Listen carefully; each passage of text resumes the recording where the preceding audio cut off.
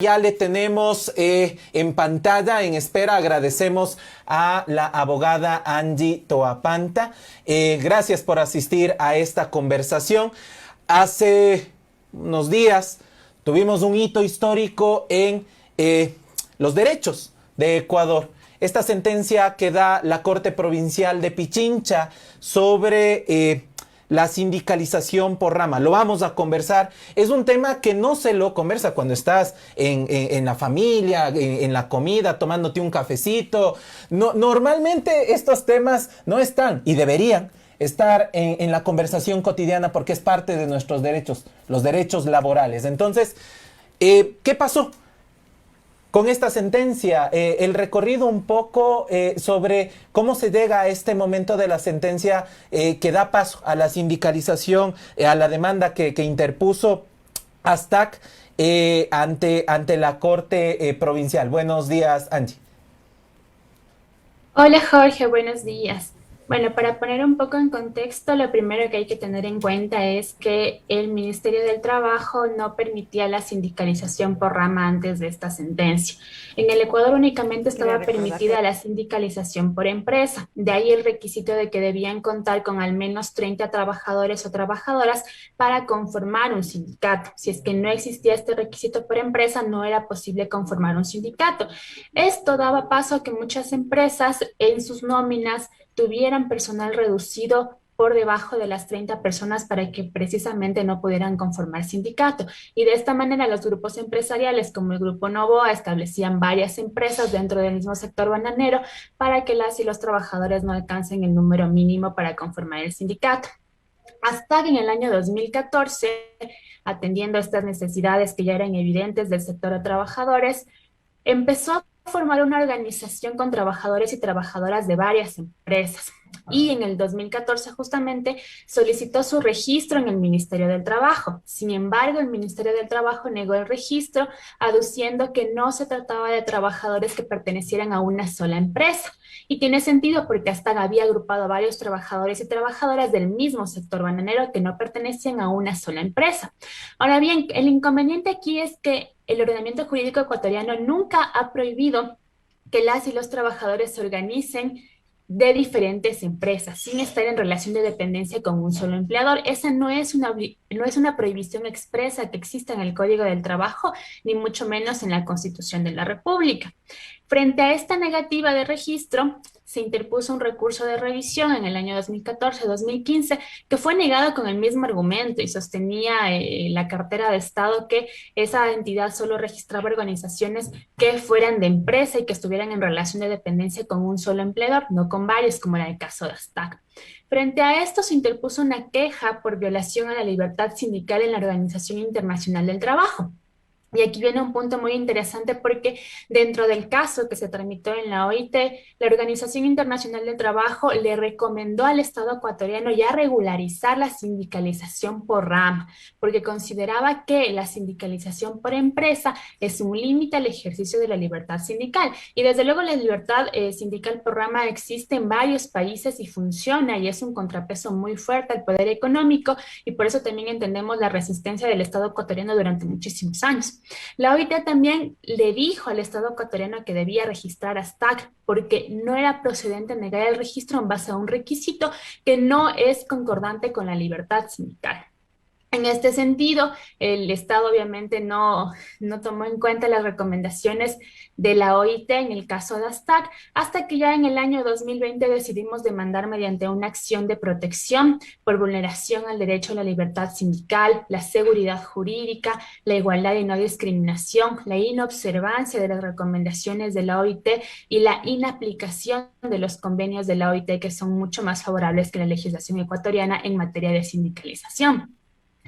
En este contexto, la primera sentencia que obtuvimos en la unidad judicial de Quitumbe fue negada aduciendo que los requisitos estaban en el Código del Trabajo y que hasta debía cumplir con ellos. Sin embargo, la jueza no hizo un análisis de fondo y tampoco consideró que el Estado ecuatoriano ya había registrado otras organizaciones de rama, pero sin ningún criterio técnico, únicamente, al parecer, dependía de las fuerzas políticas del momento.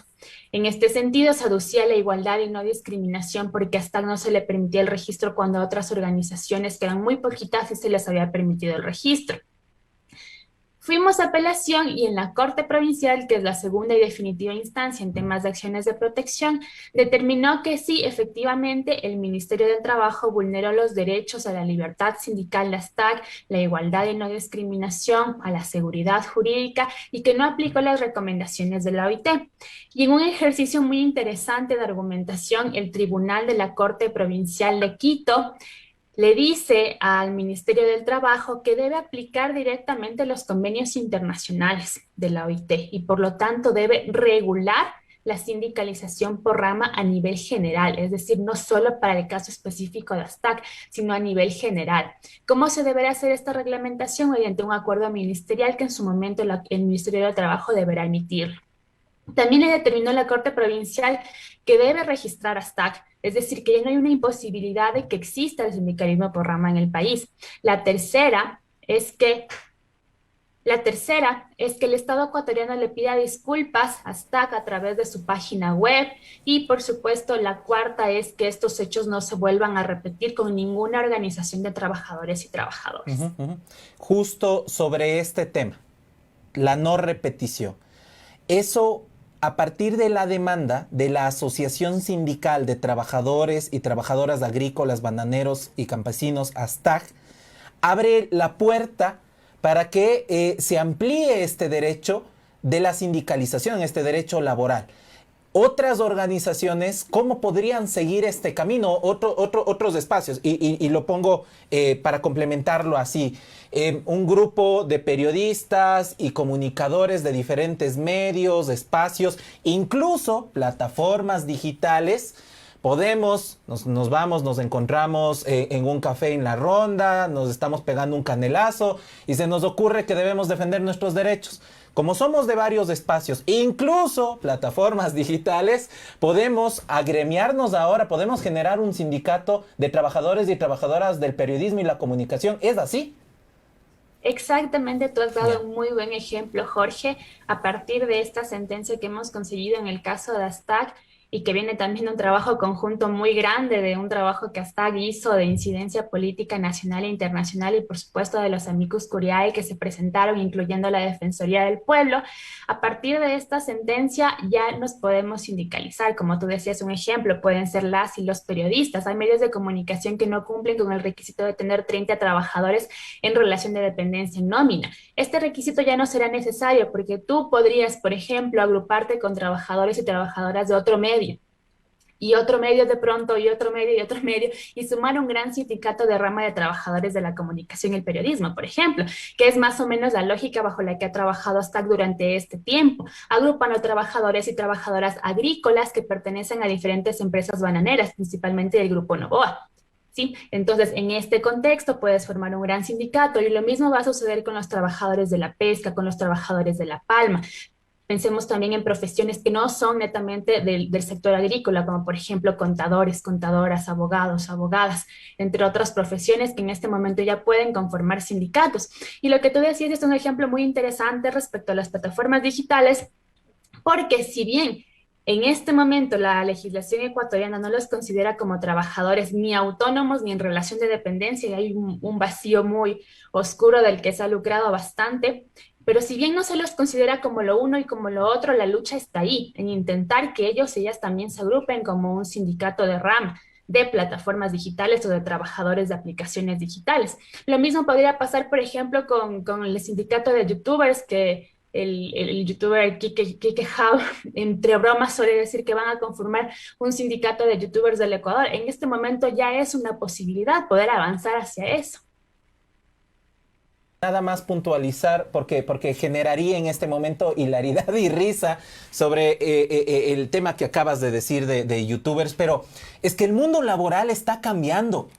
Es que, señores y señoras, no, si bien es importante reconocer todo este tema histórico del trabajo, pero no estamos en el siglo XIX, Estamos en el siglo XXI y las modalidades en un mundo globalizado de trabajo han cambiado. Los capitales internacionales se encuentran en las plataformas digitales. Esa persona que llega con tu domicilio, con tu alimentación, cuando haces un pedido de la farmacia, del supermercado, es un trabajador. Es una trabajadora. Entonces, estos derechos, justo, ¿cómo afectarían al tema de entender estos nuevos trabajos? ¿Cómo afectaría esta exigencia de derechos para entender estos nuevos trabajos, Angie? Claro, es que es justamente lo que tú mencionas. El derecho laboral también se está transformando producto de la intromisión o inmersión de la tecnología dentro de los espacios de trabajo, dentro del mercado laboral y dentro de la misma economía. Entonces, en realidad, ahorita tenemos trabajo de plataformas y youtuber, pero lo que se viene es mucho más amplio. Por ejemplo, puedes pensar tú en trabajadores o trabajadoras que desde el Ecuador estén trabajando para empresas extranjeras, como en China, como en Alemania, como en Inglaterra, donde los horarios de trabajo son diferentes. Por ejemplo, yo tendría que trabajar aquí en la noche para poder acoplarme al trabajo en un horario de Alemania, en un horario de China. Entonces, esas son formas de trabajo que todavía quizá no nos estamos pensando en el Ecuador, pero en algún momento van a llegar. Y por eso es importante ir abriendo la puerta desde la legislación y desde el derecho para que estas nuevas modalidades de trabajo estén protegidas y no pase lo que ha pasado durante todos estos años con los trabajadores de plataformas digitales que se han encontrado en total desprotección por parte del Estado.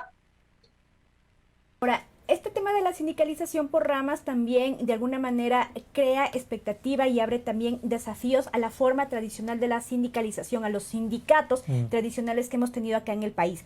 ¿De qué manera crees tú que también se pueden como abrir otros panoramas para la defensa de los derechos en cuanto a estas nuevas formas de sindicalización? ¿Qué reto significa esta para los sindicatos? Yo creo que aquí lo primero será una colaboración de clase, es decir, que los trabajadores que empiecen a agruparse en sindicatos por rama también puedan articular con las confederaciones sindicales y las centrales sindicales que en este momento están constituidas, pero que representan únicamente a los sindicatos de empresas, ¿no? Creo que por ahí inicia la primera colaboración y la primera articulación. Y lo segundo es seguir avanzando en derechos, porque si bien en este momento se ha logrado la sindicalización por rama, esto no quiere decir que hayamos avanzado a la posibilidad de hacer contrataciones colectivas o negociaciones colectivas por rama, por grandes grupos de trabajadores. Ese seguramente será el siguiente paso, ¿no? Pero obviamente implica colaboración de clase entre las organizaciones de trabajadores y también una conversación con las autoridades, me refiero a asamblea específicamente, para que este tipo de sindicalización también sea reconocido en el Código de Trabajo y no se deje únicamente a la regulación del Ministerio del Trabajo. Sobre este tema del Código de Trabajo, se está hablando ya en estos momentos de nuevas formas de trabajo acá en Ecuador, de volver tal vez al trabajo por horas, al trabajo joven, que digamos, problemáticas supondría volver a estas formas que de alguna manera la Constitución del 2008 ya las vetó, ¿no? Yo creo que tengo que ser muy enfática en decir que ya volvimos al trabajo por horas y tal vez no nos dimos cuenta, tal vez no nos dimos cuenta porque el ministro de Trabajo del periodo anterior, el último ministro del Trabajo, Andrés Sitch, emitió 4 acuerdos ministeriales donde ya se regula el trabajo por horas en ciertos sectores de la producción. Una cosa completamente gravísima e inconstitucional. Entonces, de a poquito yo creo que ese trabajo por hora se ha ido metiendo en la normativa ecuatoriana, lo que no quiere decir que sea constitucional, y ahora con esta ley de oportunidades laborales que va a emitir, que va a enviar a la Asamblea el ministro Donoso, también se pretende flexibilizar mucho más las condiciones del empleo. Habrá que ver cuáles son las condiciones de ese trabajo por horas, porque el ministro Donoso ha prometido empleo digno, empleo decente y trabajo digno y trabajo decente, que son dos cosas diferentes. Y en este contexto será en base al cual deberemos medir cuáles son sus acciones y omisiones y cuál es el contenido de esta ley de oportunidades laborales. Sin embargo, yo sí me atrevería a decir que el trabajo por horas, sea cual sea su contenido de entrada, es inconstitucional y no debería pasar por la Asamblea. Ahora bien, yo creo que obtener el sindicalismo por rama, justo en este contexto de ajuste, de estructuración, un contexto bastante neoliberal, de flexibilización, de reducción de costos, de ajustar el tamaño del Estado, entre otras cosas, la sindicalización por rama viene a ser un contrapeso muy, muy fuerte. La sentencia salió el 26 de mayo, 2 días después de que el presidente Lasso entrara en funciones. Entonces, una sentencia que es nuevita, seguramente recién la estarán analizando en el Ministerio del Trabajo, pero es un contrapeso importante, porque si las centrales de trabajadores antes solo podían representar a los trabajadores de empresas de 30 trabajadores en adelante, en este momento se fortalecerá mucho más el sindicalismo. Entonces seremos un contrapeso sin duda fuerte y si realmente hablamos de un Ecuador del encuentro, pues habrá que sentarnos a conversar también. Ecuador del encuentro, de las leyes que envíe el Ejecutivo hacia la Asamblea Nacional, evidentemente estarán estas reformas.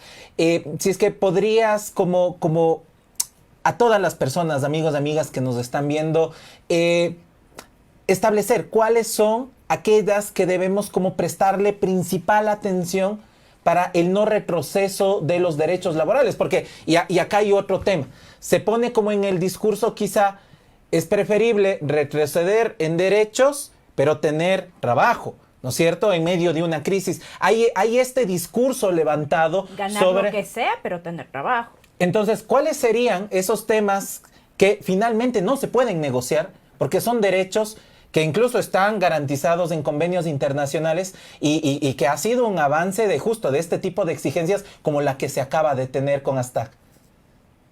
Bueno, en materia de derechos laborales, absolutamente no se puede renunciar a ningún derecho. Sin embargo, tú y todos aquí hemos visto cómo durante el último gobierno se flexibilizaron las condiciones de trabajo a excusa de la pandemia principalmente.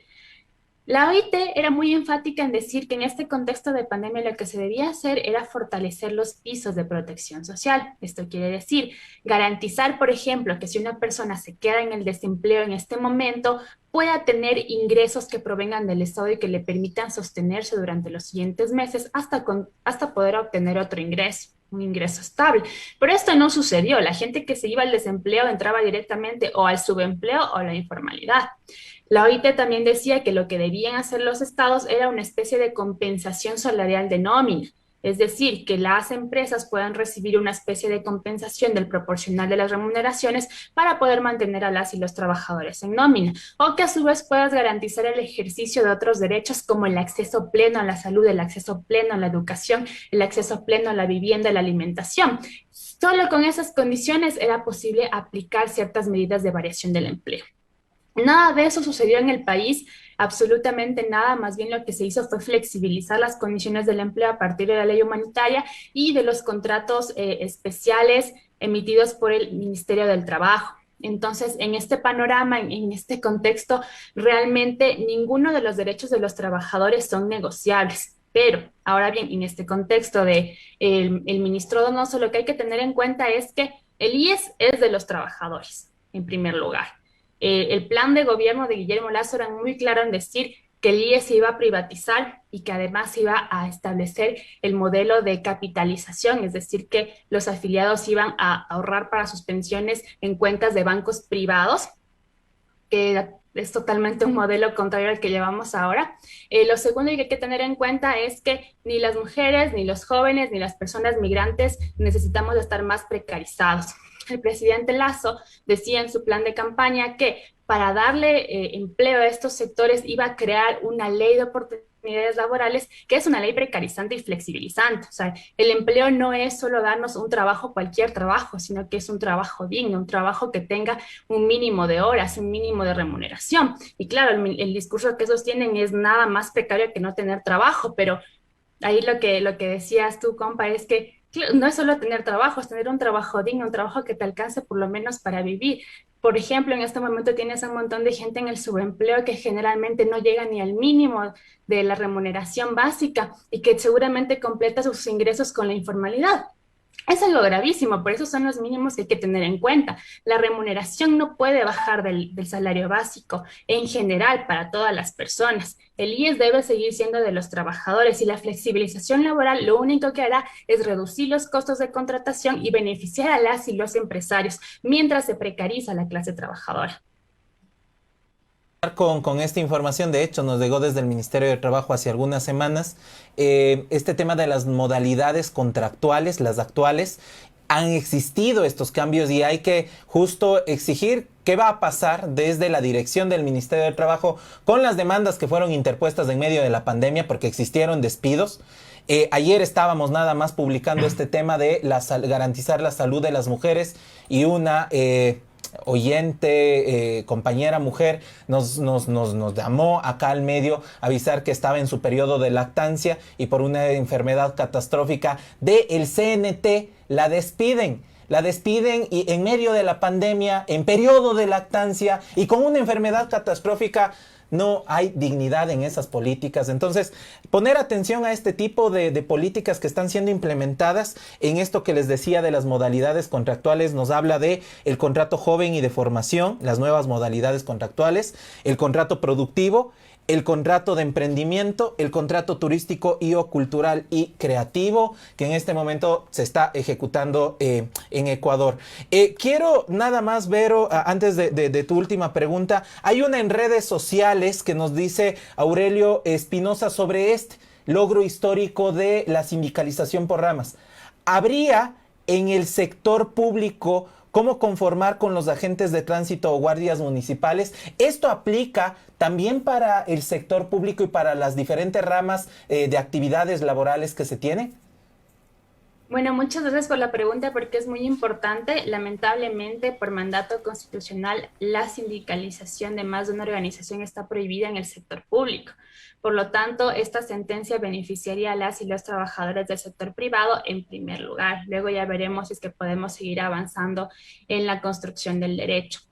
Los guardias municipales, y me parece que nos referían a los de tránsito también, ¿verdad? Sí. Si no estoy mal, ambos están sujetos al Código del Trabajo. Y si están sujetos al Código del Trabajo, efectivamente se podría armar una gran organización de guardias municipales a nivel nacional o a nivel provincial o a nivel regional, por ejemplo. Lo mismo podría suceder con los trabajadores que ejercen funciones de agentes de tránsito, con los choferes, por ejemplo, con los choferes de los municipios, de las organizaciones gubernamentales, me refiero a ministerios, me refiero a instituciones públicas, secretarías. También se podrían armar ya organizaciones de choferes profesionales, porque son organizaciones de trabajadores sujetas al Código del Trabajo para quienes es plenamente aplicable esta sentencia. Entrevista bastante importante porque justamente no solamente hablamos de la sindicalización por rama, que fue esta última sentencia, sino también ya abarcando más temas del empleo, lo que tiene que ver con el empleo digno, y desde una vez ya te comprometemos a una próxima entrevista para analizar justamente lo que mencionabas de esta nueva ley que se vendría de oportunidades laborales y sobre todo del tema del empleo joven y de las nuevas modalidades de trabajo. Además, otros temas, por ejemplo, como el trabajo reproductivo, que no está siendo tomado en cuenta dentro del empleo productivo formal, el que aparentemente crea riqueza dentro del país. Muchísimas gracias. Muchas gracias a ustedes.